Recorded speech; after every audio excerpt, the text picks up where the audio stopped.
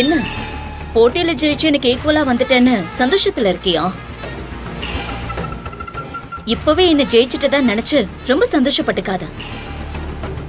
நீ மத்தவங்கள வேணா ஜெயிச்சு ஃபைனல்ஸ்க்கு வந்திருக்கலாம். ஆனா நாளைக்கு நீ எதிர்த்து நிக்க போறது என்ன, அத மறந்துடாத. இது வரைக்கும் ஏதோ லக்ல வந்துட்ட. ஆனா நாளைக்கு ஃபைனல்ஸ், அதுல நீ என்னத்தை கிழிக்க போறன்னு பாக்குற.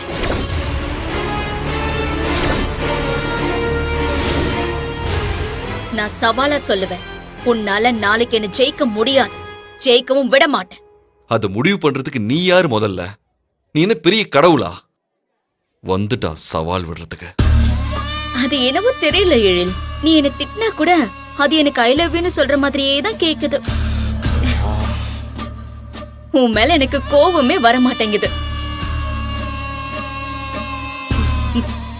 என் கோவம் எல்லாம் இவ மேலதான்.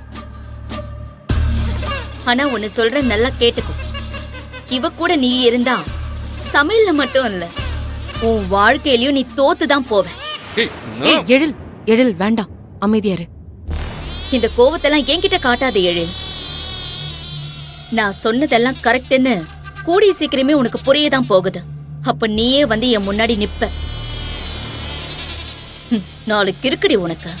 உன்னை தோக்கடிச்சு இந்த போட்டியை விட்டு ஓட விடுறேன் பாரு.